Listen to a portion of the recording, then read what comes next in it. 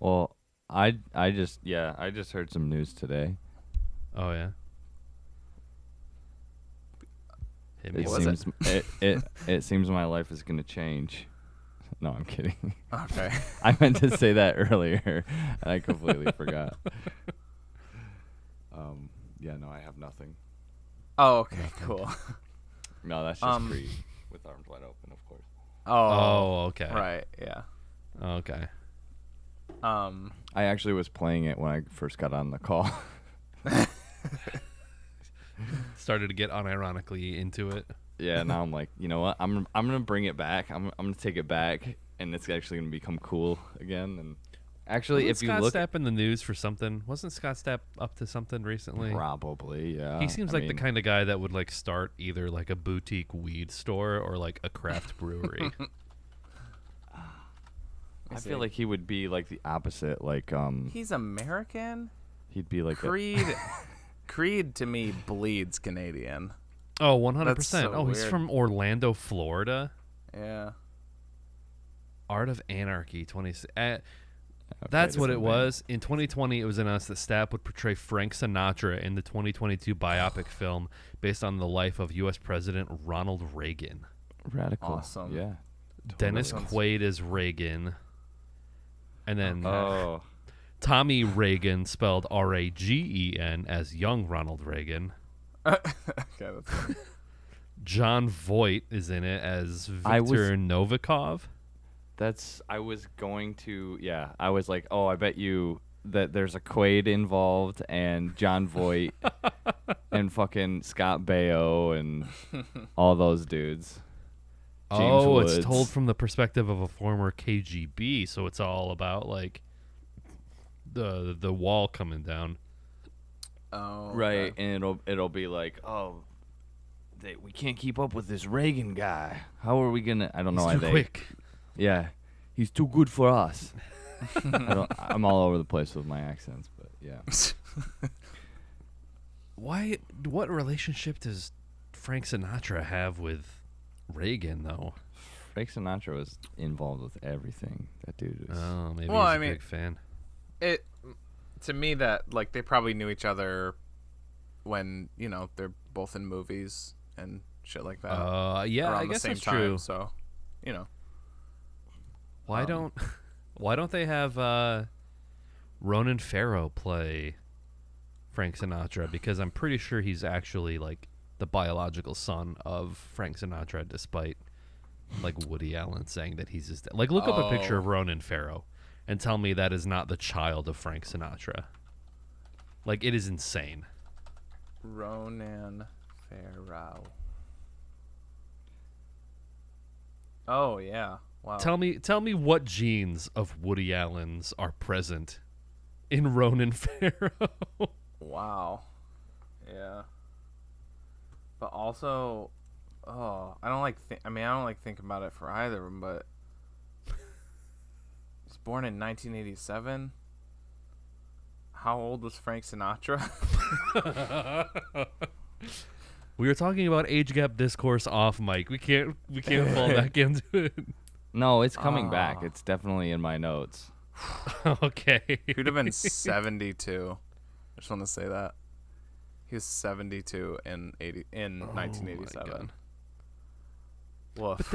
But him and Mia Farrow divorced in '68. The timelines are. What the hell?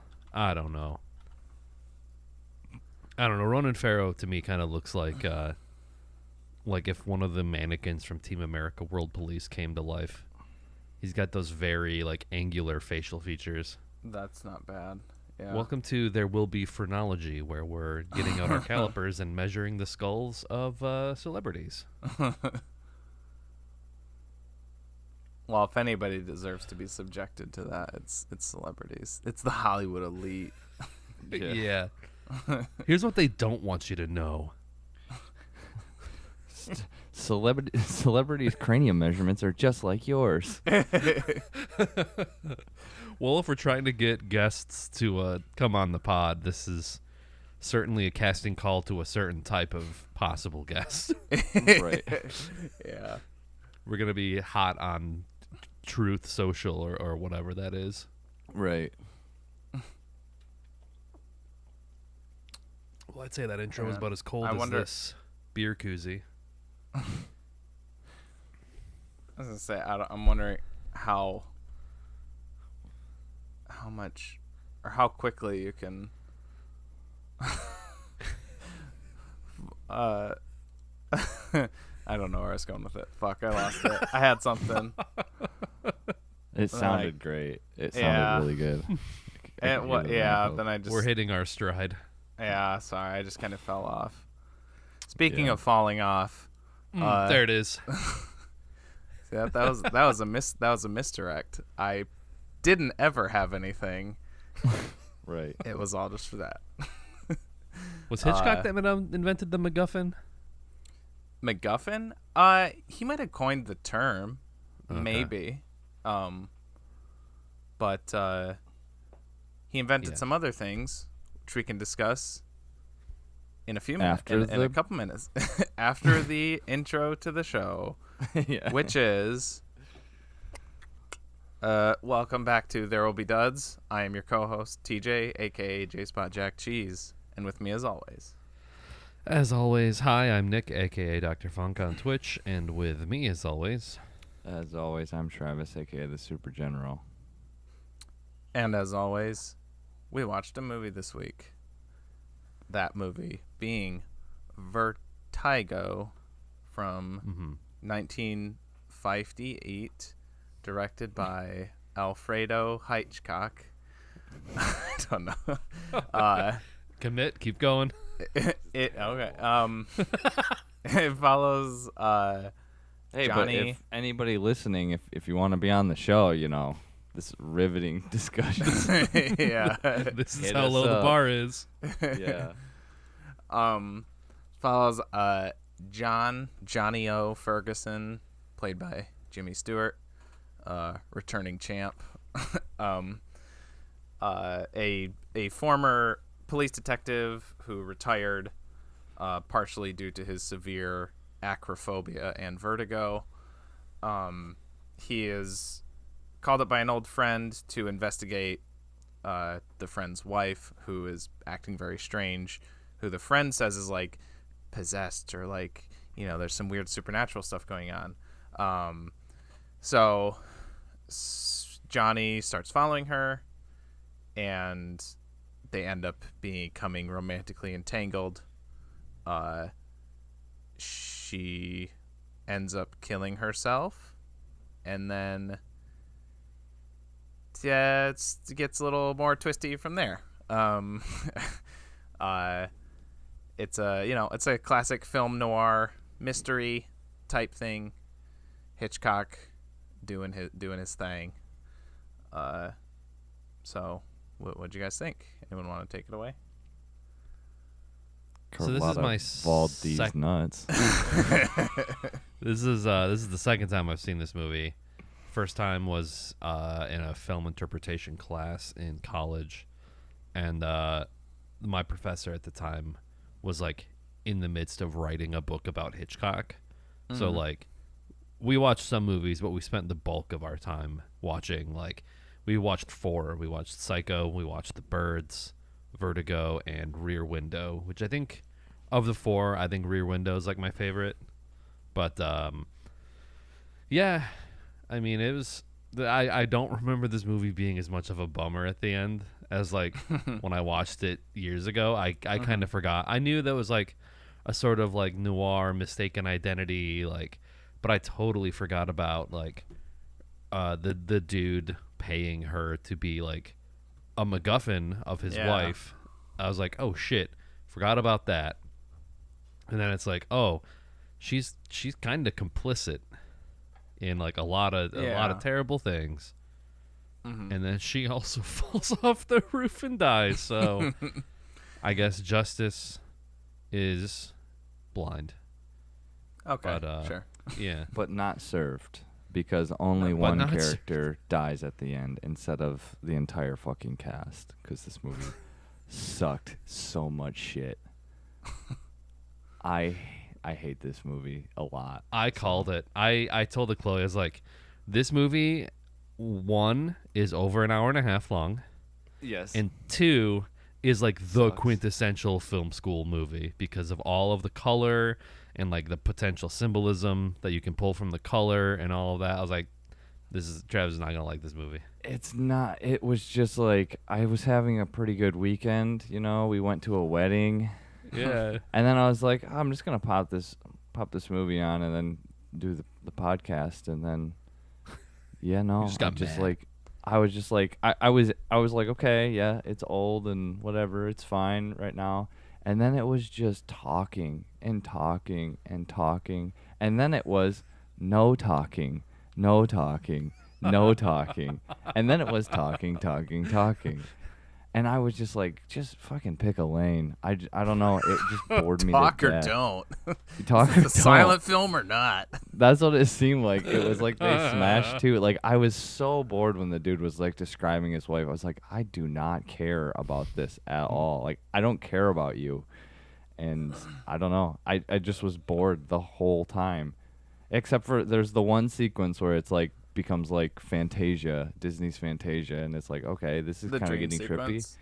Yeah, and I was like, okay, Yeah. I really like maybe that. it's gonna turn here because I was, I looked on Wikipedia and it was like 2012, like England selected it. It became like the best movie of all time over like Citizen Kane or something like that. And I was like, okay, so You can't like read into that shit too much though. no, Like I wasn't. I was just like, I just was reading, like a plot thing, because I was like questioning some stuff.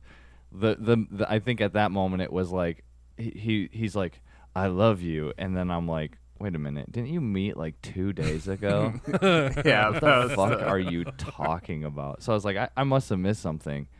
And then I look and I saw that, and I was like, okay, there must be something that happens that's like interesting, but like not enough for me. I'd like to think that he's the same dude from Harvey, because he kind of has that same. She's like, well, what do you do? And he's like, oh, I like to wander. It's like, oh yeah, you're the same weirdo from Harvey. It's like, oh yeah, me and my friend Harvey, we're following this chick around and seeing what she's doing. Yeah. Um, Yeah. Yeah, I see why. I can kind of see why it is on people's list of like greatest movies of all time, and I do try to almost, yeah. I do try to not read into that kind of stuff, but it's kind of hard to not. You're like, okay, well, Yeah. people think that this is what it is, so like, I would like to understand why. But I think having that in mind definitely makes you want to look at it and be like, no, it's not. Yeah, I Yeah, mean, so. I mean, whenever they quote unquote fall in love is like up until that point I hated it already. So I wasn't even viewing it through that lens. I didn't even know it was close to that. I knew it was like a well-known Hitchcock movie, but I was like, I didn't think it was in that stratosphere. But yeah, I don't know. I just there was a few things where it was just like the acting at first, like some of his facial expressions are like so over the top, kind of like to almost a comedic sense. I was like, is that like Hitchcock's directing? Because like Jimmy Stewart's not like a bad actor. He's like a pretty good actor. I didn't know if it was just like he was like, no, like more open your mouth wider and louder, that kind of thing. Give it to me a little bit more horsey, just like Yeah. And as far as like this being like one of the best movies of all time or whatever, I don't know if that's like one of those things where people like rank the best video games of all time, and like number 2 is Legend of Zelda, the original one, and it's just because like, oh, this is what like started it all. This is what inspired everything, and it's that doesn't mean it's a good game though. This movie is iconic, but maybe it's not great. Well, and what's funny is what it seems to be like iconic for is like those like kind of interstitials of like the dream the like okay, the camera I work think stuff on the technical aspects, I think for what this movie was capable of doing in 1958, the technical.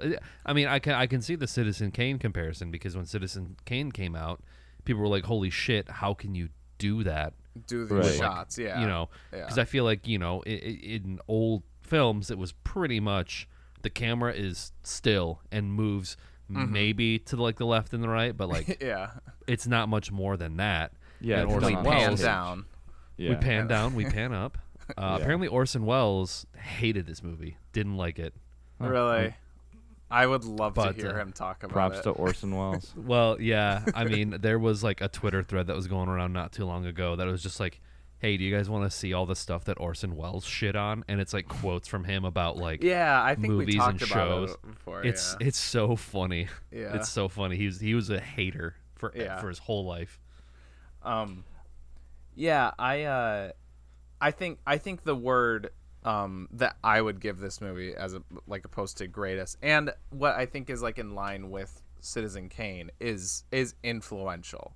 Like, it's incredibly influential, both of these movies, this and Citizen Kane. And I think that is kind of what a lot of people like mix up too much in my mind. Like, Citizen Kane is like considered the greatest movie of all time, and it's like it's because it's influential. But I'm like, I don't know. I like Right. I can watch this and Citizen Kane, and I like Citizen Kane too. I don't love it, but I like it. I love Orson Welles. Yeah.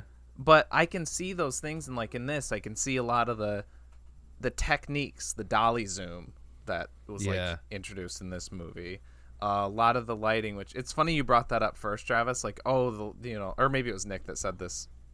He assumed that He was talking about the colors. Yeah, like colors meaning something, or like people looking into stuff. And like, it's funny because I wasn't thinking of meaning behind the colors at all, but I loved them. Like, I thought this movie looked beautiful. I like meaning, like subtext be damned. I thought it was so pretty, and I loved visually this movie.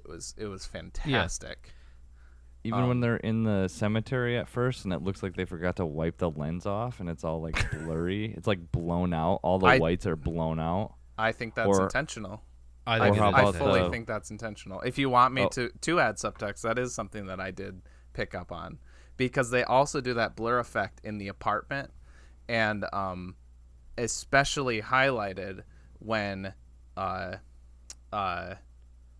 fate, her actual name, I forgot what it was, because I just think Judy. of Madeline. Judy. When he finally has her all done up in the way that he wants her to, she walks out of the bathroom through that like light into like more clear, because she's like the ghost from the past coming back to life. So there you go. They did there that is some subtext that I picked up on. Well, it's like they do that in the Philadelphia Story, which we did last year. That's true. Whenever it was Katharine Hepburn, right? Mm-hmm. Yeah. Every time there would be like those certain close-ups on her face, they would sort of have that, almost like they ran their thumb on the lens and smudged it to give it that sort of like glowing. Yeah. They did that with women a lot in those movies. Yeah, that was to like hide their flaws. I think that's what that was. I honestly think it was to give this like this effect of like, oh, they're so dreamy that it's like almost like they're angelically glowing or something. Mm-hmm. But yeah, I just Ethereal. didn't think it looked good, like visually. I feel like if it was supposed, I don't know, like maybe that's the best they could come up with. But the final scene in the bell tower, looking like 2012 circa Nick shot it, and it's like completely out of focus. I was like, when they're like climbing up it. no, it's like it's like the first part where he's like interrogating her, basically. I mean, unless like my bandwidth like just suddenly crapped out at that specific specific shots, I don't know, to me it was like it looked bad on my watch, whatever. Yeah, if I I can was find, like, originally an watching backup this on a Plex server, and then the file must have been corrupted because it skipped 20 minutes. So then I had to rent it because it's not available on any of the streaming services that I pay for. It's just weird. Yeah, I was like, this is not an obscure movie. This is not an obscure movie. It should be on, like, HBO doesn't have it. I was right? shocked. Yeah. But I didn't think it looked too bad. I mean, I do think there is a sort of, like, uncanny valley effect of when they do, like, 4K remasters of, like, movies from this time period where, like, it looks weird and almost like green screened because of how much they do that shit. I guess I didn't catch that. I didn't think that this looked that bad. In especially during that scene, I guess I didn't. It wasn't enough for me to like look at it and be like, "Oh, that looks bad." If you skip to like 2:04:45 ish and just kind of skip, like jump forward a little bit. I mean, this 2:05:05 is trash. 2:05:05. Like that whole like, there's like 10 seconds there where it is just like, I see mean, what you mean. It's almost like just muddled. Like it's like when I take my glasses off, that's what I see. Oh, I tried to open it on iTunes. I wonder if it's gonna make my computer shit its pants. This is bad. Which again, Which is weird. you know, is like, I can understand they're kind of, you know, that seemed kind of like a run and gun type situation, like how it was shot a little bit, which is, you know, for the time probably an advanced or newer technique. They didn't have like professional Steadicam or something, but like that's all fine. Like I can excuse that, but at the same time, it's like then when you later find out that, oh, this is like one of the best movies of all time, I'm like, no, sorry, I don't see that. So reshoot the scene.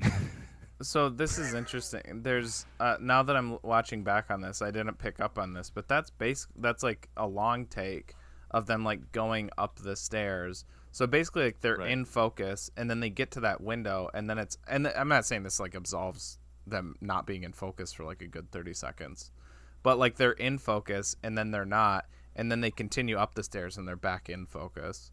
So, yeah, I don't know if they just like forgot to adjust the focus for that little bit or what, or how that worked, but yeah, because you could also make the argument, because it is a long take, it's a long scene, that like maybe they were just, you know, that was in the moment, and we're like, oh, we're gonna stop here and we're gonna do some lines here, but like the way it's framed, like the window behind it looks like it was intentional to me. Yeah, you know? Yeah.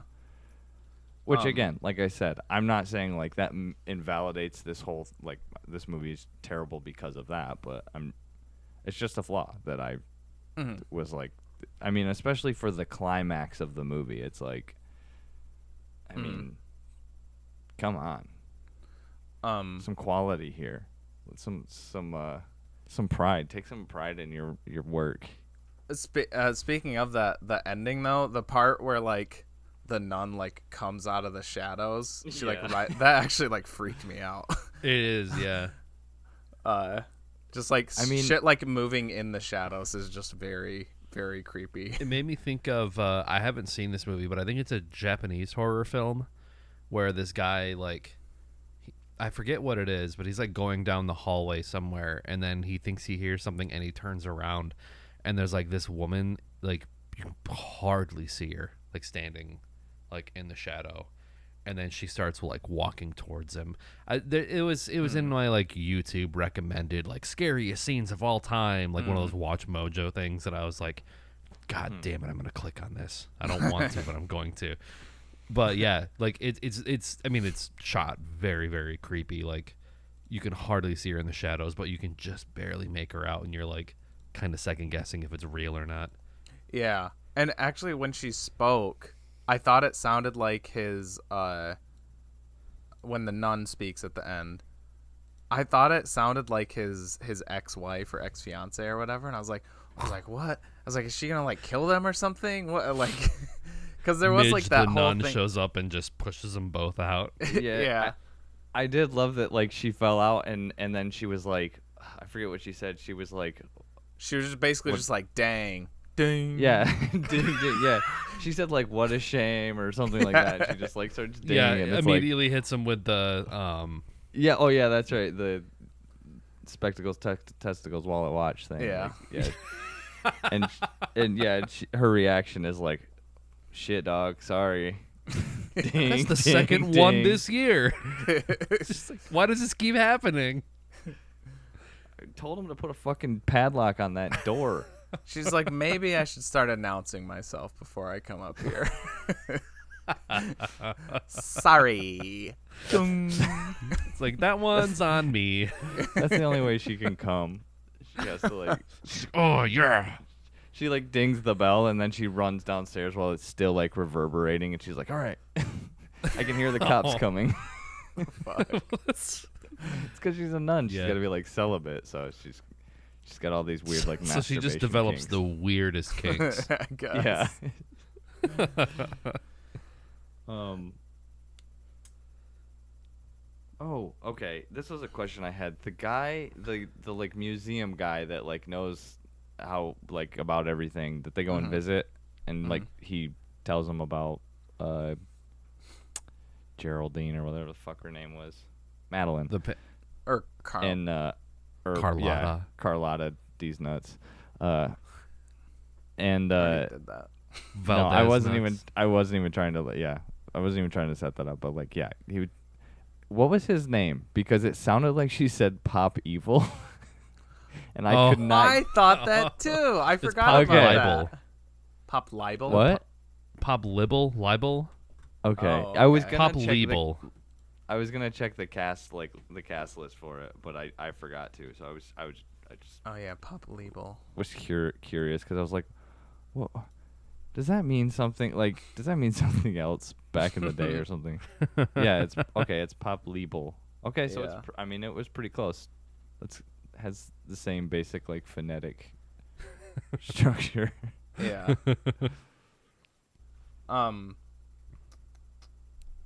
Yeah, speaking of the name, something that I always it's nice watching old movies and getting through them and being like, "Oh, that wasn't that bad." Like there was you're always like kind of wincing that there's going to be some like general bigotry or whatever. And there wasn't a lot in this, but there was a bit in this that I actually like took note of because I was like, ooh. And it's when he goes to the hotel, and he's like, oh, what's the lady who's staying upstairs? What's her name? And she's like, Carlotta Valdez. He's like, it's a nice name, foreign but nice. And it's like, Yeah, I remember that. See, for me, yeah, I was more focused on the just outright like sexual harassment. It was really creepy. well, yes, that too. The whole like romantic thing of like she jumps in the water. She's in the water for all of 11 seconds and she becomes just a fucking bump on a log. And he jumps in there and he's like dragging her back. And then like I was laughing when it cut and it like shows him like putting her in this car and she looked like stiff as a board. Like her legs were like straight out. They weren't even like bent. I was like, okay. And then it cuts and he's just like sitting in his like living room and he's like watching her sleep. And then you see that her clothes are like hanging up and I'm like, oh, yeah, that's totally appropriate response. I'm going to take this girl home who's like, I guess frozen to death or something. And then I'm going to disrobe her and put her in my bed. And then she wakes up and she's like, well, why didn't you take me home? As if that would be the appropriate response to pulling someone who is unconscious out of the water instead of going to a hospital.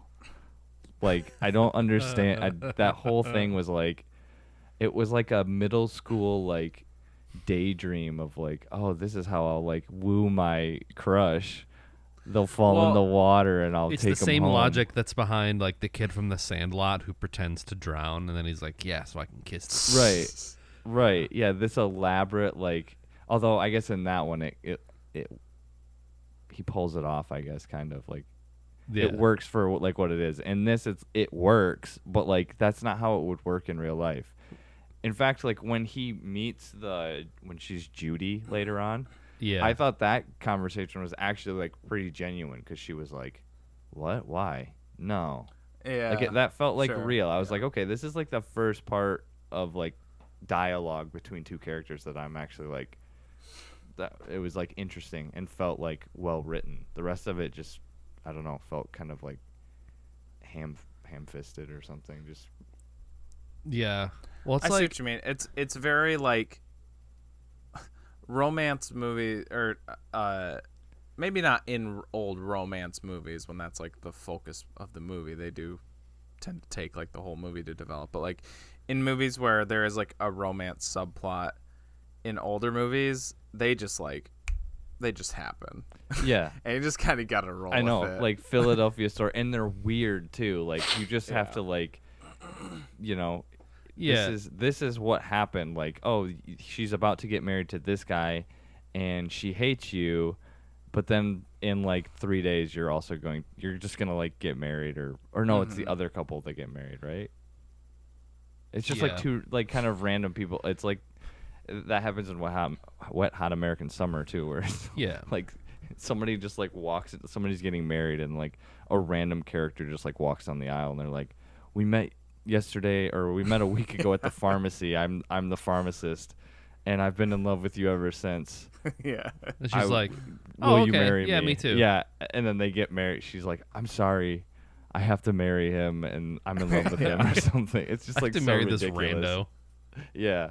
Well, I mean, but I think in the fiction, in like the fiction of the story, she's been hired, so you would think that she would know that Jimmy Stewart's following her, right? Like, this is Right, her yeah. part to play. I think her reaction is subdued and not normal because she knows that she's like trying to play Jimmy Stewart into thinking that she actually dies. So do you think that she also was faking being unconscious and just like let him disrobe her the whole time? And was That just was- like he was That just was the like, first thing I thought of when it was revealed that she was like that it was her or whatever. Because I wasn't sure. I wasn't sure if it was gonna do like until it did the flashback. I thought, oh, maybe this is a different person, and it's just playing with like that, because you've seen that done in movies too, where it is like actually different Right. people. But yeah, that was literally my first thought when it was revealed that it was her. I was like, oh, yikes. yeah. The whole like idea behind it is like whether or not she was like going, acting something out, he still was like that was still weird, especially taking into consideration that she is 25 years younger than him. It's like That's And then he's like- that's a Hitchcock thing. yeah. I don't know. Then he was like, "Here, drink this coffee." I was like, "Don't drink that coffee, girl. Don't do it."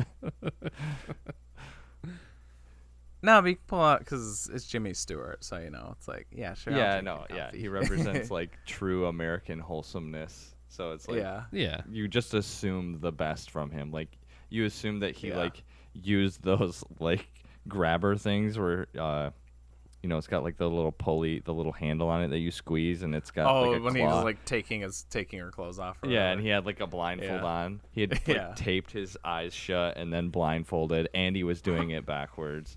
He flipped Yeah. all of the mirrors like around so that there'd be no chance of a reflection. Yeah. But But he's the done way it that so I many had times that he can do it like perfectly like that. He's just like without pinching her skin at all. the way that I kind of logic that in my head, and it's funny because like immediately when she was in the bed and she's naked, I went on the Wikipedia page to see if it said like what time of year this was set in, and I was like, okay, maybe this is like, and like she is wearing like a coat and stuff, and I'm like, okay, maybe this is like in the fall or something, Right. and she would have been getting like hype. You have to like disrobe or else you're gonna get like hypothermia if the I water's assume cold. that. Yeah. And then like I think he brought her back to his apartment. Yeah, like he didn't know how she would react, but he's like I mean, it's not the best thing, but he's obviously like pretty entranced by this woman. So I think he did that because he's like, yeah, I'm investigating her, and maybe I can explain away why I couldn't, why I had to take her here if she starts asking questions or something. I don't know. It's not perfect logic, but I don't know. Well, I thought that too. That was my immediate thing. Like, oh, it must be really cold. But wait a minute. How come he didn't pass out in 11 seconds like she did? So Well, he's a man. Well, yeah, he's a man. yeah. That's right. Yeah.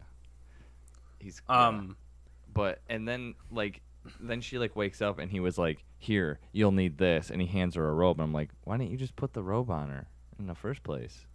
You disrobed her. You can't robe her.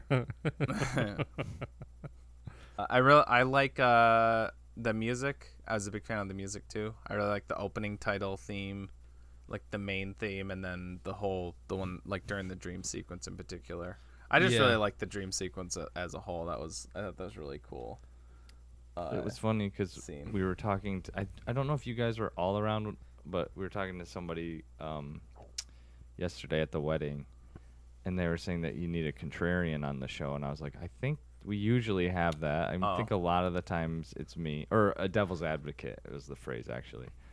And yeah, when you said music, I was like, I remember distinctly thinking like, oh, maybe the music is good. So I started paying attention to the music, and then like 40 minutes later, I was like, I fucking hate violins. I don't like violins anymore. It just like, I don't know. I mean, again, I'm just going like emotion based, like this viewing, what did I enjoy, what didn't I enjoy, that kind of stuff, or that kind of vibe, and yeah, I didn't enjoy it. So like, yeah, it's gonna build over the course of 2 hours or whatever this is, that I'm just like, okay, yeah, that sucks. Okay, the music is starting to annoy me now, but yeah. Okay. I think it's of its time. Yeah, I think that, and like this movie and Hitchcock style, which he does play up more in this movie as opposed to other ones I've seen. But like you're saying, like, oh, the acting, the expressions, the music too. I also think just the exposition, like that. It's hard. Like it's hard comparing like all movies to like present movie day, because we're all, everybody knows the tropes, everybody knows the themes and genre conventions, and they've been done better by this point, a lot of them. Yeah, I mean, yeah, I guess, like, but I can still, and it's the same thing where like, yeah, I wouldn't, like, going back to the Legend of Zelda analogy or whatever, like, yeah, I think that like games like that old, or, well, I wouldn't say that with movies, because I do think old movies, like, I still think old movies can potentially be the best movie of all time, whereas like old games, Seven Samurai, for example, yeah. Seven Samurai is a really good example. One which that does I would have use flaws with particular camera work, and there's flaws, but yes.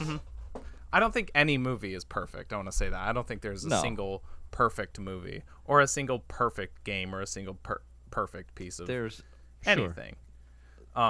Which is why I'm okay giving like 10s to stuff that, like, I don't know, some people are like, well, yeah, but there's like, issues. It's like, yeah, everything does. But anyways, what I was getting to with the Zelda thing is like, it's almost like there needs to be a different list for stuff like that, to where like I respect the original Legend of Zelda for everything that it did, the whole adventure, the open worldness, but like I never want to I played it once to kind of like get a play under my belt, and I never want to play it again. It's not like good. Yeah. It's not a good game. Yeah, it's iconic, but it's not great. Yeah, exactly. It's iconic, it's influential.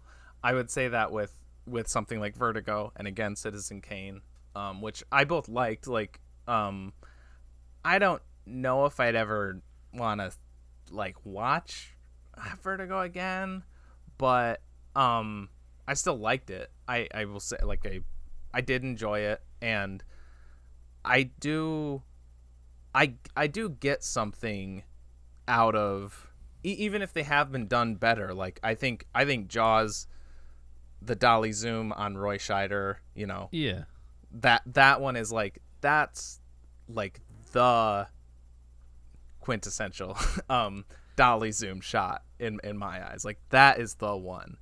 But seeing it used in this movie every time, I was like, oh, that's so cool.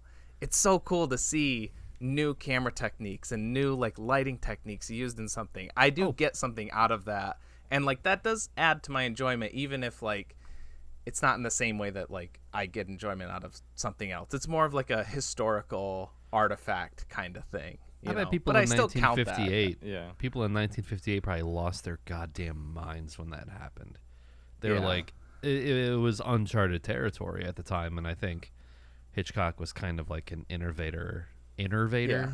He was an innovator. Yeah. Yeah. He was an innovator of a lot of things that I think have become popular since. Like the other famous example of his is the use of, I believe it's called Soviet montage in Psycho, the famous shower scene, where instead of actually showing her being stabbed, it's like a Showing series of everything just else. images. Yeah. That like conveys the idea. So it's like, I don't know. Yeah, it might not hold up to like 2022 standards, but I don't know, some of that stuff. Like there was one particular shot that I remember being like, damn, that's cool. And I think it was at that hotel scene when, and it reminded me of a shot from Psycho actually, when he's like going to her hotel room and the woman is like kind of letting him up, and he like the way that the camera is placed, it almost seems like a weird like fixed perspective kind of thing, but it's like he comes up the stairs, rounds the corner, and then goes down the hallway, and it had a particular look to it that I was like, that's unsettling and weird, but like a cool angle for like this shot. Yeah. I think the dolly zoom in particular too is like when, like, again, if somebody was making a movie about somebody with vertigo now, it's not as like it's not as surprising or whatever to see them use the dolly zoom, but like to invent a shot like that to depict, like, how do you depict like acrophobia or vertigo visually, and like to think to do that is just, it's ingenious. I'm so impressed that like of the concept of like, because I don't know, just like the whether it be something in movies or just like technology, I'm always like fascinated thinking about the invention of something, like things that are so commonplace now, but it's like to be the first person to think of something like that and like to use it for something so perfect, like fear of heights. It's like, that's how you show that. Pythagorean theorem or something like that. Like how did somebody like even start down that path? But that's the thing with like this shot. If you look at it in that lens, which I don't know if that's the actual history of it. If they're like, hey, we need to depict this somehow, let's figure out a cool camera move, or had they done a cool camera move before, and then they're like, that would be good for like fear of falling or something like that. You know, like it was already there and they were aware of it. So I mean, it's still cool. It's still a cool like effect, cool shot. And there's decent stuff in this movie. I don't know. It's like having like I don't know, seen every movie that came out, like having the context of 1958 through 2022 like film.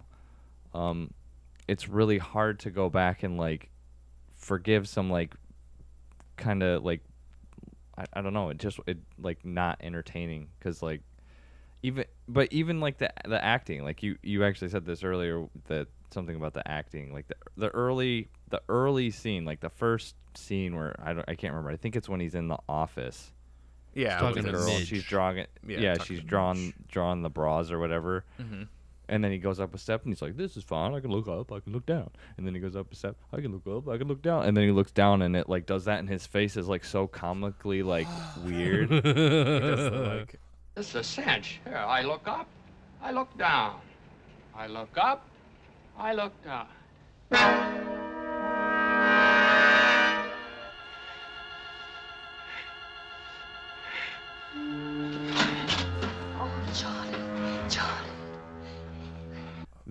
But the end, like I just thought that was like way over the top. But then at the end, it like kind of comes back around and it's like, okay, this is better. This is like, it's almost like if either like it was shot in order and like at first Hitchcock was like, "Oh, you got to do it more. You got to do mouth like more open, that kind of thing." And then at the end, Jimmy Stewart's like, no, "This isn't working. This sucks. We need to like tone it down a little bit." But to me there seemed to be a drastic change. I thought the last scene in the bell tower, I thought the acting was great there. I just wish I could have like seen it in focus the whole time. I mean, it was just like, it was kind of like, it seemed like every scene there was like one little thing that I was kind of like, I mean, maybe I'm being nitpicky, but I don't know. I did, like, even the story itself I thought was just kind of lame. And you know, we're talking about like being an originator of something, and it's kind of that thing of like, oh, but the thing, it was a dream the whole time kind of thing, and it's like you've seen that like trope before, so it's like you go back and see the original, it's kind of like it's hard to see it. You're just using that as an example, right? I'm just using it as Yeah. I'm Okay. just using that as an I example. thought that's what you were saying. I was like, what? It is funny No. because someone did speculate that it was a sort of retelling of an occurrence at Owl Creek Bridge. Oh. That the whole thing was imagined while he was hanging from like the roof at the very, very beginning. So it's like Total Recall, Sort of. where like the whole thing is like, yeah, it's the whole thing, Well- or like the playtest episode of Black Mirror. Well, Not so much, but yeah, sort of. Yeah. you were talking about like the very first scene where he's on the stepladder though, but like that kind of informs and sets up that final scene, because that's when Midge Right. says something about like, yeah, like, you know, it's probably not going to go away, but like, you know, maybe another traumatic emotional shock moment would be enough to take it away. And so he sort of becomes obsessed with like, Right. I need to get over this. I need to get over this. And like through Judy, that's kind of his like obsession of like, one, I guess, falling in love with her again, but also his obsession of like getting over his vertigo. And he's like, I could kill two birds with one stone. But then I guess he does kill two birds in this movie because they both die in the exact same way. Oh, that's sexist. kills- We're calling him. He Well, kills no, I one guess- bird at least. Yeah. Yeah. He's got plausible deniability for the other. Right. Yeah, and that scene was funny too because it was like some kind of like, I think it was supposed to be like the psych ward that he was at or something. Yeah, I was like, is this like some sort of trial, though. impromptu courthouse? Where Right. are we right now? And then it like cut, and they're like, okay, you guys like may deliberate, and it felt like they were like, all right, I'm starting the stopwatch now. You have 10 seconds, go. And they just like turned around and they were like, we've reached a verdict. Like, you didn't even talk to everybody yet. I don't know. That's like, it's I did, It's hard to watch a 1958 movie being not in a 1958 mindset. And Sure. like complete awareness of like, because like maybe they're just like, okay, well, we're just gonna like, what is it? I forget what the phrase is, where it's just like, you know, you just like, it's fuck. Like There's a term suspending for it, but disbelief. In a vacuum? Yeah, suspending disbelief. Oh. Suspending disbelief, because you can just like accept it, like, oh, you know, Yeah. there's things that they did back then that is, you know. I think I did that with this viewing, and I didn't dislike it because I was like, yeah, this is from 1958. Because like, yeah, anytime you watch a movie that has been declared to be the greatest of all time and it's an old movie, you're going to like want to, the impulse is to judge it by whatever standards of the day there are, and you're like, yeah, but Yeah. this isn't better than The Dark Knight. Which was like the number one movie on IMDb's list like the week after it came out, because everyone was like, this is the greatest movie of all time. Wait, Yeah. was that hyperbole, or are you actually saying that this movie is better than The Dark Knight? I was He was saying I it's not. Okay. or am I? Yeah, no, that's what I was like, wait a minute, hold on. I just want to make sure I'm clear. This is your like traumatic emotional like thing that like that's why you're not watching The Batman, because you had some kind of traumatic event with Dark Knight. So You we've could gotta say get you, like, you could we've gotta say like this is waterboard Nick's- you and then just put The Batman on HBO and just like then you'll like, oh, I like Batman now. You could say that this is Nick's Joker moment. Yeah, this is my origin story. Yeah. I did get a pretty good laugh out of Midge trying to impress him by painting like the lady in the painting, but then just like putting her normal ass head with glasses on top of the body, and he's like, "Oh, that's not funny," and then he leaves, and she has her like Scotty from Boogie Nights moment, where she's like, "I'm a fucking idiot. Oh, I'm an idiot." I thought of IT crowd. I thought of Dennis, Oh. because she was like, an idiot, savage. No, see, I thought of Dennis where he's drawing like sketches of like dresses because they like do like a sweatshop Yeah. thing, and Charlie's Oh, like, yeah. oh yeah, he's like turned on by him or whatever.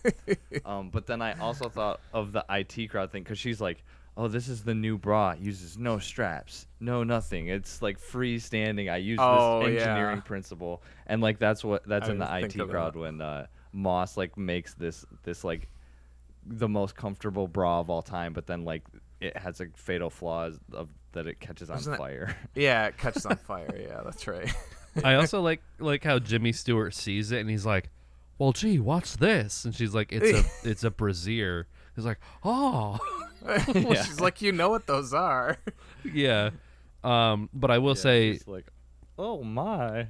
well, Covers his eyes. Travis got his "It's Always Sunny" reference, so I'll get my Sopranos reference Yeah, I've That cracked was the me. seal. in. The That's the me. painting, Oh, you did mention that. I was yeah, the sweatshop scene, right? Yeah. yeah. The in the Sopranos, in like one of the later seasons, Tony becomes obsessed with like a racehorse to the point where he buys it because like he wins a bunch of money gambling off of this racehorse, and he commissions a painting of like him standing next to the horse, and then spoilers, like the horse dies. It's like a point of contention in the show, and he gets mad. Like he gets presented this painting and he's pissed because it like reminds him of the horse dying. And so he's like trying to get it destroyed, and then Paulie, another character, is like, no, keep it. I want to keep this horse, like this painting. And then he like gets haunted by like Tony standing next to this horse, and so he takes it into like the painter, and has the dude like redo the painting. So instead of like Tony smoking a cigar wearing like his business suit, they paint over it so he looks like Napoleon standing next to this horse. And then it's like there's like a scene where it's like hanging up above his fireplace, and like there's a shot where he's just like looking at it, and it just keeps zooming in closer and closer on Tony, and he's just got like that dumb like grin on his face, and he looks like Napoleon. But it's just like it's like a classical painting, but with like a very hyper realistic person on it, and that's what I thought of when I saw like Midge with like her glasses. It's like, I thought you were gonna say he changed it so it was Tony standing next to SpongeBob. I'm sure that exists as a Photoshop, like somewhere. Someone has done Yeah, that. maybe. Yeah. Okay, then here's my on cinema reference. Yeah. I don't know. They probably Oh, talk okay. about Alfred Hitchcock at some point. I don't know. Oh. I did have some, like, this is the thing, is like I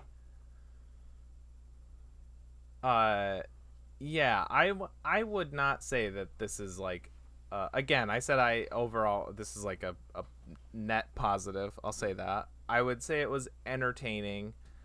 I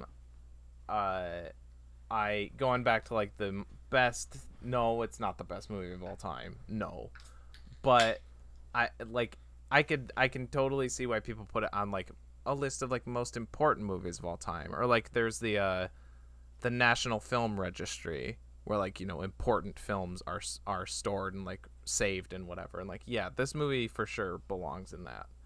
But I definitely had issues with the plot, the mystery of it all. I was mostly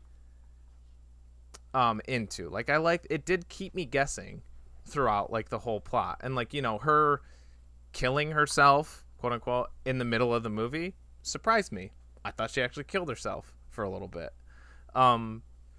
So I was happy that the movie was kind of subverting my expectations a bit. But then like it starts revealing stuff, and I'm like, that like when you see the flashback, Judy's flashback, and showing like, you know, she goes up there, you know, revealing the whole like the plot to kill his wife or whatever. I'm like, that is such an elaborate plot to like, you like, not only is he having her like fake being his wife, but like he's having her fake his wife who is possessed by her ancestor who It like hinges also on killed so her many things. yeah, it's it's like, yeah, you Yeah. had and maybe he picked Jimmy Stewart because he knows that he's kind of like damaged because of his phobias and stuff. But still, like, holy shit, that is such a limb to go out on. Well, and that was another like kind of question that I had. Was like it sound like on Wikipedia it sounds like the sorry, that was the timer. Okay. It sounded like that he had, like, based off the Wikipedia, it sounded like he had like just recently murdered her, because, you know, there was like 2 or 3 days where Right. he was like, or actually there was Because it was to probably keep a like fresh 3 or body or whatever.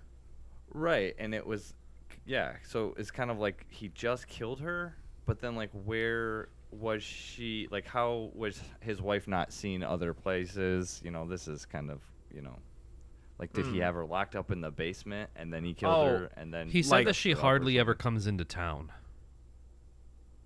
Yeah, yeah, that's right. So Jimmy Stewart wouldn't be like, "Oh, you're not his real wife," because I don't think he's ever seen his real wife. No, he was I'm just Yeah, not like, talking that about- I was fine with. Yeah. I'm not talking about Jimmy Stewart being fooled or not. I'm talking about, like, you know, I guess if she hardly ever came into town. Yeah, and I think he just, like, the only person he really had to worry about was Jimmy Stewart. If anybody else saw his wife in between there, it didn't matter. Jimmy Stewart thought that Kim Novak was his wife. So, Yeah. No, I was you just know. saying that, like, there's other witnesses if she did go into town and was like, oh, I have to buy a loaf of bread. I see. And, like, And- if you're saying, like alibis, like, Yeah. yeah, Right. sure. And then somebody's like, wait a minute, I saw her here the other day. Right, And you're yeah. Like, what? Yeah. But, That's you know. true too. Yeah. I also put, yeah, and like the weirdest part was that, like, the most, like, it was just so creepy after he like meets Judy, and he's like, I guess you're starting to get the, like, he's starting to kind of lose it, right? Because especially the ending scene, he is like, he's obviously like going crazy, but like, oh man, it was Kind of. and it was weird to see Jimmy Stewart play such a, like, obsessive creep, and he's like, no, you have to wear the exact, and she's like, I want to leave. Yeah. Like, Yeah. and he's like, no, you have to wear this exact clothes. And he's like, oh yes, let's dye your hair. Oh, you're Yeah. not wearing it the right way. Oh, it was No, I very want you to go unsettling. see this nun. But also she's like, yes, I'm gonna do this because I love you. And even when he's forcing her to do all this stuff, she's like, oh, I love him so much. I love all these Right. things that he's forcing me to do, to be like Because he, the fake me. yeah, because he's representing all of America's wholesome values. So that's what she sees, is all of America's Yeah. wholesome values. But I think it's Yeah. a classic case of what no pussy does to an MF. So That Yeah. is like that is one of my last lines. Is like, this is the horniest dude in the history of cinema. yeah, yeah. He the funny thing is that, like, the first whatever, she dies, his love interest dies, and then he goes like catatonic basically, and he's in Yeah. like a whatever, a psych ward or whatever. He's sanitarium committed. or whatever. Yeah, and he's never, like, he doesn't talk. He's like mute and stuff. And then, like, They he's try to baby Mozart his rehabilitated. ass. Right, and then he's rehabilitated, and then when he gets out is when he does all this, like, weird shit, and he, like, ramps like right back up. It's like maybe we should That's just let true. this dude mute in a room. Yeah, you could. Yeah, that I didn't really like think of it that way. But yeah, it could just be like, yeah, maybe he shouldn't have been let out. Maybe he is like, Right. he did snap after that. I mean, he did. But then to like some the degree, movie's like, obviously. no, he was right the whole time. Yeah. It's like, But oh, also, if she did a bad thing, but he's got a he double kinda- body count, Yeah, but he's I right. mean, yeah, she Right. did a bad Yeah, thing, he's but right. one, she was complicit, but like, she wasn't the one that like, you know, wanted to kill the girl, or you know, like, and there's no real like, oh yeah, your friend killed his wife. And it's like, okay, all right, but let's get to you. I mean, we'll deal with him yeah. after the movie's over. I also didn't really vibe with the whole thing of like I was running up there to stop him. It's like, what? No, that doesn't make any sense. You're acting out the exact thing that you're supposed to act out No. to get her to Yeah. fall out. Like instead of just being like, no, I'm just not gonna go up there. What's he gonna do? No, I think what she was saying is like she went up there and then like in the moment she screamed because she was saying like Maybe. it was just Yeah. I think that's like what she was saying. And so it was like she when she was regretted up it there as soon as and got she up was there and was I- like, and she like saw him do it, she was like, "Oh shit. Hmm. I don't want to do it," you know. Yeah, missed maybe I misheard something, or I swear she like said something like that. Like I was going up there to stop him, but maybe I missed. I was focused well, also, on I mean, it Jimmy not being Stewart was focused. like going nuts, so she's probably like saying whatever she feels like That's she true. needs to say because That's true. this Could dude be that too. for the last week has been dolling you up to look like some dead girl, and she's like, "Oh, this And dude she's just going has along gone with it. crazy." And she's like, "Okay, I didn't want to do it. Oh no, oh no, oh no!" And then Mm-hmm. it doesn't matter because some nun scares her out the window. yeah, I feel like you like could, right after they like making out again. you could spook Yeah. me, and I don't think you would spook me enough to like make me forcibly eject myself out of like a bell tower. Well, this was the 50s. You're supposed to like announce yourself and like That's what there was. she wasn't scared. The nun was being uncouth, and she Yeah, she was not following proper procedure. Very There was a- none. There was a scene where I think it was when I forgot her name, Midge, like Midge. is Yeah. going. I think it's when she's Midge. going to talk to some like That's what I thought doctor of or the whole something, time. and like the doctor's like just in another room, and like the nurse like walks in and they're like, please accept whatever. I don't know. She just like introduces Midge to the doctor, like introduces her to the room, essentially, like announces Yeah. her. I was like, oh, okay, that's super proper. So that's why she was pissed off. She was just like, I'm never coming back to this nunnery. In fact, I'm going to protest. I think Man. my last. I did have a little. It's not. There was a couple other like technical flubs that I noticed, but I guess the last note that I'll. Oh no, that one's good too.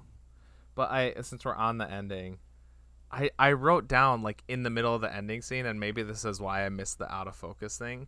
But I wrote down, "Stop looking down, you fucking goon," because like, just don't look down, and you know, Just keep going. Just keep Right. going. like aren't you like super invested in this conversation or like you're trying to get out of this girl, so like stop looking down, and you know, Yeah. maybe it won't be as bad. Yeah, this is like the fourth Jimmy Stewart movie that I've seen, and maybe this is our problematic element of the show, but it just seems like every movie that I've seen, Jimmy Stewart is like playing an autistic guy. That's because he sounds southern. What's so. the one you saw before? Well, The- Rear Window, Oh right, he's in a wheelchair and he's like obsessed with this. He's like hyper focused on this. Well, I mean, in every okay. movie he's You know- weird. you know- He's like autistic, but then he's like proven right every single movie. Harvey, the bunny exists. Rear Window, that dude actually did murder her. Philadelphia Story, I don't remember. And then this movie, this movie, he Philadelphia was Story right. is It was a more fake girl. She's actually alive. It's I mean, the whole thing with like Rear Window is like he's cooped up in his apartment because Yeah. he's like handicapped, and Right. like I Yeah, don't think that's it's supposed to be like he's on. You can be obsessive Nick, without. you being realize that autistic. people It's been a that while are- since I've just seen it. because somebody's in a wheelchair, they're not autistic, right? They don't go hand in hand. It's the same thing. It's the same thing. Yeah. Anyway, I think that's Anytime- yeah, time. Nick- Let's Nick sees somebody in like a complete body cast and they're in a, in like a an wheelchair. iron He's lung. like, oh, they're super autistic. my God. Damn, that's one autistic kid. What a way to round it out. Yep. Yeah. Conversation. Okay. No, I want I guess I want Travis to start. I want to see. I want Okay. to see what our baseline is. Okay. Okay. So, yeah, like I said, it's hard for me to not view everything just like in my. I just try to like put the movie on and not think about anything else other than like, am I enjoying this and how much? Mm-hmm. Not putting like, oh, I need to think like I wear a suit and tie and a little hat every day I go to work. Anytime I need to go fill up my gas tank, all proper 50s American shit. I don't know. Like I'm present day. I'm living in the moment. Mm-hmm. And yeah, I just didn't like. I feel like I'm not like super biased towards like early movies like this because like Seven Samurai is like one of my favorite movies. I thought Philadelphia Story, 12 Angry Men, I almost said 50 First Dates. Philadelphia But- Story, right? Philadelphia Story. Yeah, I think like, we all like enjoyed it that was- one. It was right? enjoyable for Yeah. like how wacky, it's wacky, but like, I can look past like flaws in like camera work, Mhm. especially early, but there's some things where it's like, okay, but now you're kind of, from my perspective, you're kind of diminishing the overall product. So I really didn't enjoy this at all. I kind of perked up when the like Vertigo cartoony, what? Porked up, Porked up? like Oh, shoved porked up. Is that what it sounds like? Yeah, That's no. what it kind of sounded like. I perked up when I saw that, and I was like, okay, we're this is some untreaded waters here. But then it really just like went right back to what it was doing, and I thought the plot was kind of like strange. I didn't really enjoy it. Too. Okay. I really did not like it. I mean, it was like Chungking Express. It's like, I just didn't like it. Mm. And I was thinking like, am I just like being grumpy right now because I got 4 hours of sleep? And I was trying hard to like give it a chance. Because I like other Hitchcock movies. I like Psycho. I like Rear Window, and I think Rear Window's probably my favorite. And North by Northwest is good too. But yeah, I just didn't like it. Didn't enjoy my time. I feel like anybody who's not trying to be like a quintessential film snob, their favorite Hitchcock is going to be Rear Window. That's the correct answer, I think. I mean, I haven't seen him in a while.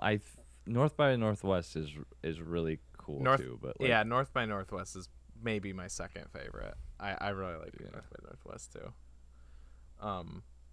Okay. Yeah, I don't know. Like I said, I was mostly invested in like the mystery of it. That was my favorite aspect of the plot, was just like finding out what was going on. I think my biggest issue with the story, other than those kind of problematic or creepy elements, was just I couldn't really connect to any of the characters. I wasn't vibing with any of the characters all that much. So it just kind of made it hard for me to get really invested beyond what's going to happen next. But technically, visually, I really enjoyed the movie. meaning behind it or not, I thought like the lighting like in the apartment was awesome. I loved like the green glow on them as they were talking in there. Her walking into the shadows, so like she's completely in dark, but you see like the green silhouette around her or whatever.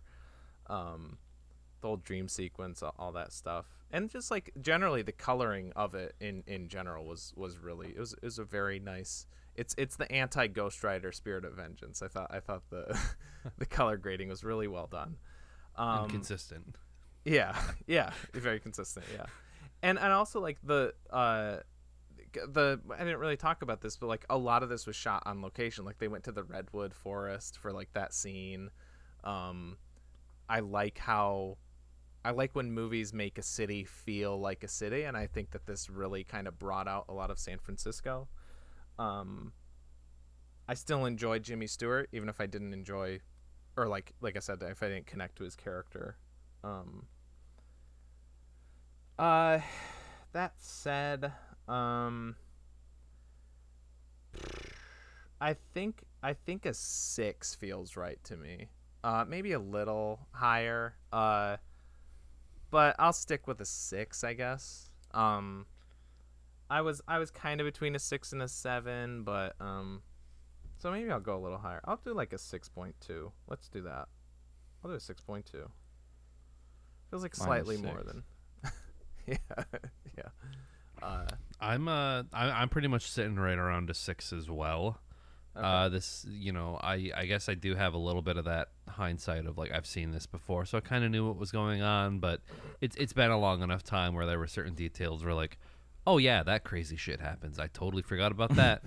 But I will echo what you said, and I guess we didn't talk about it too much, but I really do think that like a lot of the color in this was very cool and like very well utilized. Like the first scene where you see Margarine, whatever her name. Madeline, none of those. Okay. The first time you see her, it's like that red room, and then like she's wearing the green. Yeah.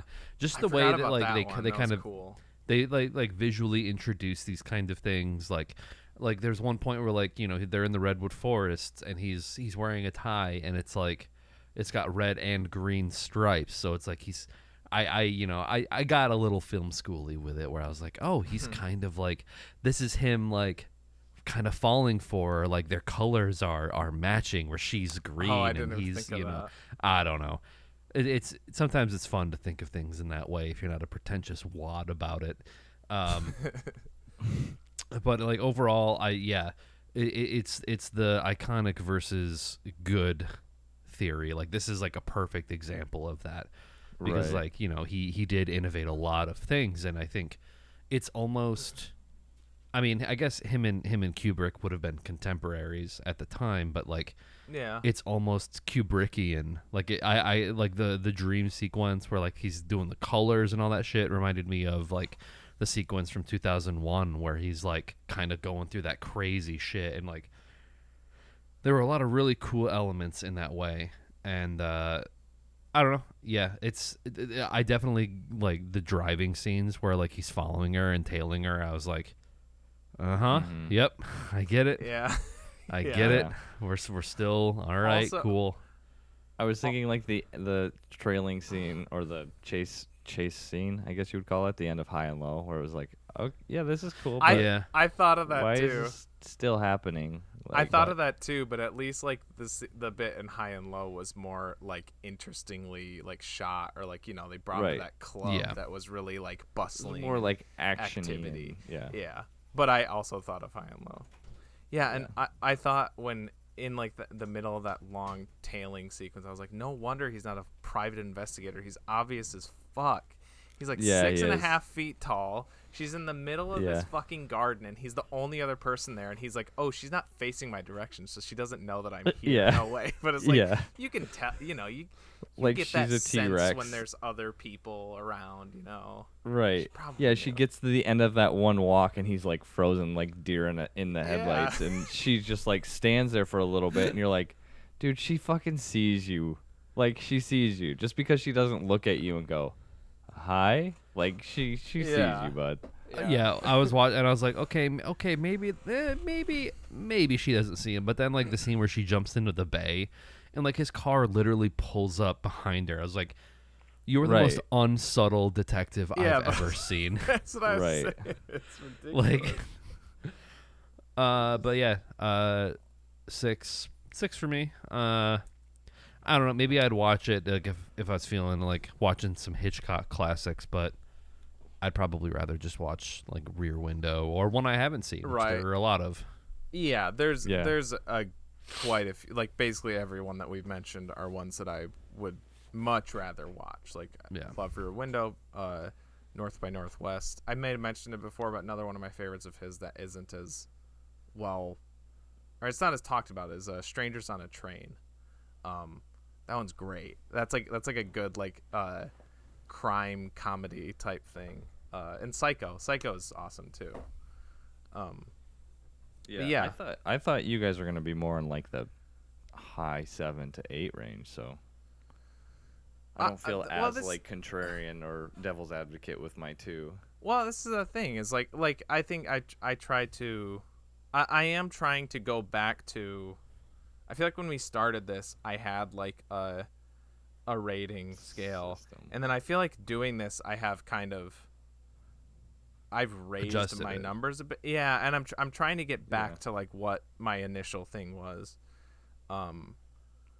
and that's like So like that's what I mean. Like a 6 to me is still like a good score. It's just not like anything super crazy, you know. Yeah. But yeah. By the way, I found the part in the movie where he says, it's in the bell tower, the final scene. He said, "Why did you scream?" And then she says, "I wanted to stop it, Scotty. I ran up to stop it." So, speaking of stopping it, here's an ad break.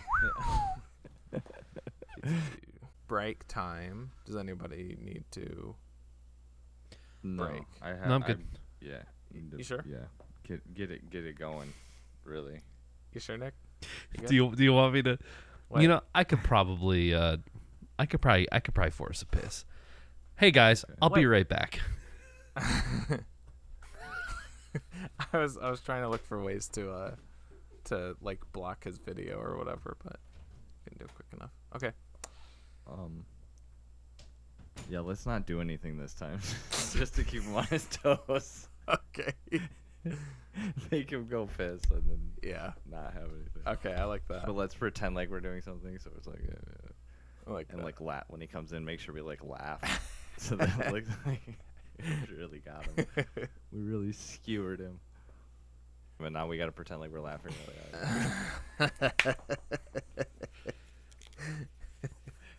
I wholeheartedly endorse everything that was just said. I agree tremendously. I'm so glad we're all on the same page about this. Can't wait for you to hear this one. Oh, it's going to be great. I still haven't gotten to the Ghost Rider edit, so Oh, really? I'm on pins and needles. Really? Yeah, I'm getting there. The Ghost Rider one is great. That one's Okay. That one's the best episode of There Won't Be Nick yet, I think. Okay. I'm so glad that There Will Be Duds gets to guest on There Won't Be Nick. Yeah. Did you get It's to the such a- beginning? Because that was the whole like gist of that one. Yeah, that's Yeah. Okay. Yeah. Okay. I wasn't sure if that was just a coincidence. Oh yeah, that sounds vaguely familiar. Yeah. So we said, like how the it show- was sponsored by There Will Be Duds, and we That- did yeah. an hour-long preview or whatever. I do Yeah, like that's how the right. show has organically we've come up with like bits that like I don't know, I'm pretty sure other than like a handful of our friends are the only ones who listen to this, but we're just like adding new bits like every single week that have become recurring things. Yeah. Yeah. Yeah, we could have our own like figurine, like action figure, like Funko of some of the Pops. characters that we've come up. Yeah, what was the Robert De Niro one? Oh, Bobby Dinner Plate. Like That's we right. have like we're starting to get this like There's a mythos. yeah, like almost like McElroy-esque. Like we have like Glass Shark. Like you can reference. Oh, stuff like yeah. that too. Okay, yeah, But yeah. like we don't have the following to like support the mythos, so it just Yeah. like evaporates. Yeah, let's wait until like we start speaking of like Glass Shark, until people start attacking us for Nick's impersonations of like Jimmy Stewart being like, actually you sound kind of like this kind of people from this very specific part of right. Alabama, and it's not cool. Actually, everybody in wheelchairs are autistic. Yeah, how ableist of you. It's like, how dare you say that people with transatlantic accents are all autistic? And I think with that, we're back. We're back. Yeah, I'm thinking we're back. Okay, we're back, and I had a little thing to talk about that I think I can keep short because I purposely don't want to go too into it because I don't want to give too much away. But I recently watched the mini series Devs, which was written and directed by Alex Garland. It was on FX. I think it came out last year. It's got Nick Offerman, Allison Pill. The main girl's name is Sonoya Mizuno, I think is her actual name. She's been in a couple of other Alex Garland things, so I think she's kind of like a regular. She's sorry. She's one of the robots in Ex Machina. Is she the one that like dances with him in that scene? Yeah. Nice. Okay. Awesome. So in short, the basic plot synopsis is that all these people work at this sort of cutting edge tech company in Northern California. I think San Francisco, coincidentally. I think they live in San Francisco. But it's like out in the woods. It's away from like the city and everything. And there's this department known only as Devs, and it's like in a separate building from the rest of the company. It's like in a completely separate area of like the whole like company's like campus. It's really secretive. Nobody knows what goes on there, what they even do. And basically the main character's boyfriend, in the first episode, he gets like promoted to Devs. So after this like really intense kind of like interview and vetting process, he gets admitted, and he works there for a day, and then he is found dead a few days later, from an apparent suicide.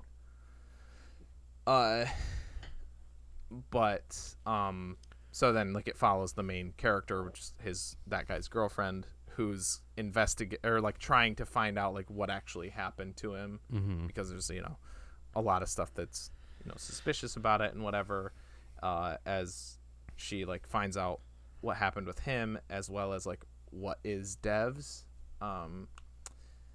It's does a lot of theorizing on free will versus determinism type like concepts that I love like sci-fi things that play with that kind of stuff. I thought it was fucking great. I really loved it. I will say, of the stuff that of the movies Alex Garland has directed, I haven't really liked. I mean, I've liked them, I guess. But they're mostly just kind of mid. I think Ex Machina is like all right. I think Annihilation is pretty mid. But I will say he's written one of my favorite sci-fi movies of all time, that being Sunshine. And he wrote probably one of my favorite zombie movies too, with 28 Days Later. So he has some really good shit under his belt. Also, he wrote Dredd from like 2012, the Judge Dredd adaptation, which is also fucking great. Okay. Love that movie. So I love him as a screenwriter. I just haven't loved anything that he has like had total control of. That being said, I do really want to see Men, his new movie. Yeah. He's one of those directors that I'll always check out his stuff, right? Even if not everything that he's done has wowed me, but yeah. So I'll say that Devs is the first thing of his that he has written and directed that I really enjoyed. And yeah, I don't really want to say any more about what it's about or what goes on, but the acting was great. Never seen Nick Offerman do like a serious role like that, and he was really good. There was a lot of moments that made me go, "Oh shit!" Yeah. A lot of those moments in it, really good, twisty, low sci-fi story. Yeah, I really, really highly recommend it. It was great, and it's only 8 episodes, so Hell yeah. low commitment for a TV show. But yeah, that's it for devs. Big ups. That is, I don't know. That is kind of ironic because I think at the wedding yesterday, I was talking with a friend of the show, Connor. We were talking about. Actually, I was talking to James and Charlie, also friends of the show. It seems like whenever we all get together, we're always like, "What are you watching? What are you watching?" Like one of those things. Mm-hmm. But I was talking about Better Call Saul because we just finished the 5th season of that and started the 6th season of it, and I don't have too much to say about that other than it's pretty damn good, and I'm very excited to see how they fully transition it into Breaking Bad because like all the pieces are starting to like kind of fall into place, and I think they're doing a very good job of it. But we were talking about like these a lot of these shows with traditionally comedic actors that are taking on drama because in the first 3 seasons of Better Call Saul, it's like Bob Odenkirk comes from like Mr. Show, and then Michael McKean comes from like, was he on SNL?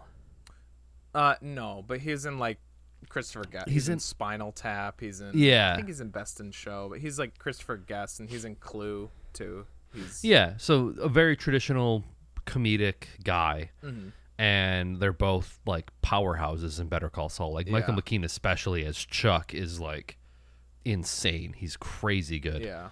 But I sent you a message about it, but I did watch the first episode of Barry, which stars right. Bill Hader, Yeah. who also like does these comedic roles, and it's really interesting to see that trend. And I think I read somewhere that like it's almost like as a comedic actor, you have like a better grasp of like the spectrum of like emotions rather than like if you're just dramatic. If you're just a dramatic actor, you know, blah blah blah blah blah.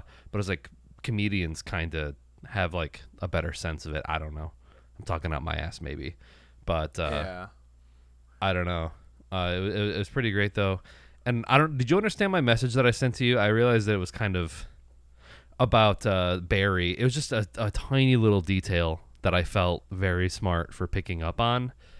In the first episode, I didn't realize it shows up in 2018 Yeah. also, which is I was like, oh, I've never heard of it until now. When Barry like walks up to the acting clinic and like the girl is practicing her monologue, Yeah. Yeah. it's the pharmacy scene monologue from Magnolia, where Yeah, Julianne yeah, Moore is I like picking remember up that. the prescription drugs for like Tom Cruise's dying dad, and she's like, it's funny that like the actress in Barry is like kind of going over the top because Julianne Moore in that scene is like, it's like Paul Thomas Anderson was like, you go over the top, like overact your ass off, because that's exactly how she does it in that scene in the movie. It's kind of funny looking at it now. Yeah. I do have a note from like I almost forgot about it because I just wrote back into the X-Files and I had to remember because it was like 2 weeks ago now. But we watched, I think it's 2 of like the most like iconic episodes of the show. It was 2 Fathers, 1 Son. Okay. It's like season 6. How many steps? It's it's that's what I thought. I was like two fathers, 1 cup. But it was like it was 2 like back-to-back mythos of the show, like Conspiracy, Smoking Man, Krychek, Spengler, all of like those characters. And like honestly watching it, I was like, that probably could have been like the series finale. Oh yeah. And then there's like 5 more seasons after that. And I have heard that the show does jump the shark, and it's like at a certain point, Yeah. a lot of like the myth arc episodes just become like so unbelievably convoluted Yeah. that it's like pointless. Because like we were watching them and I was like, damn, Like, the show could have ended on that. And then we're like, what's the next episode? And it's called, like, Aquatic Men. I'm like, God damn it. They're going to go. It's like, this is like the nature of X-Files. It's like 2 heavy-hitting episodes where, like, so much happens and people die and the smoking man is doing this and aliens are real and holy shit, we're going to get assimilated. Yeah. And then it's like, Aquaman's real. Guys, let's go figure that one out. Yeah. But Yeah. those 2 episodes are great. Yeah, the show's like still. It's not like the show sucks later on, but Oh, like, yeah, I'm in for the ride. Like, it's still got like fun X-Files stuff, but yeah, I would say that there is like a shark jump moment or like several episodes or whatever, and yeah, it loses like the impact, I guess. Like, I think like what happened with Heroes, which was, you know, everybody loved the first season and then everybody hated everything after that. I didn't hate everything after the first season, but it did just kind of get to a point where like I didn't care as much about it, and it was just kind of like a bummer. yeah. Because the you know, it's just the earlier stuff was so great, and Yeah, I would say like the first 3 seasons of the X-Files are like peak. pretty unimpeachable. Like, there's some Yeah. real. I mean, obviously some of the Monster of the Week episodes are like clunkers, but I would say some of the most iconic episodes of the X-Files are within those first like 4 seasons. Yeah, probably. Yeah. Yeah. Yeah, I'd probably agree. It's hard for me to like pinpoint when stuff is, but yeah, I mean, that sounds about right.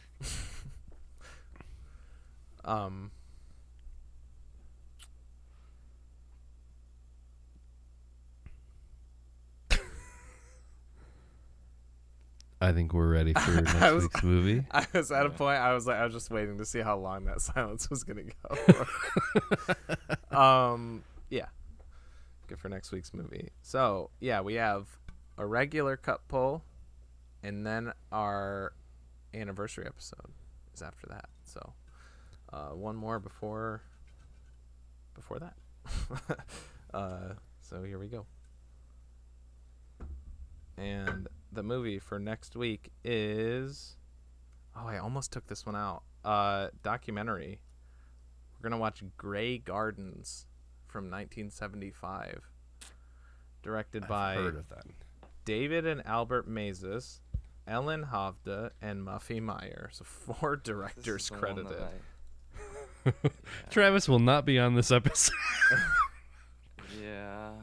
I am prepared to be weirded out because I don't know, everything I've seen about this documentary has made it really seem unsettling to me. But I think that was maybe why I decided to leave it in, because I don't know, I'm interested to see what I feel like I started this and thought it was just like, nah. It's on HBO Max. Ooh, I don't have to pay $4 this week. Yeah. At least That's already bumping it up 1 point. Yeah.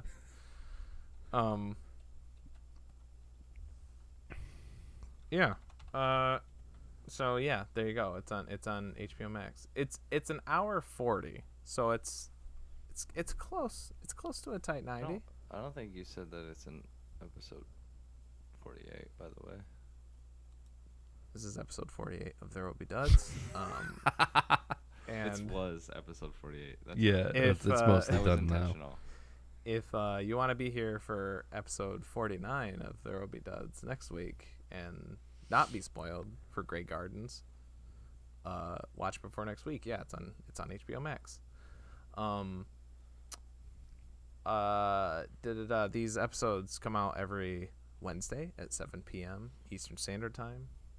The video versions on YouTube and Twitch, and same time in podcast form on Spotify, Apple Podcast, and more.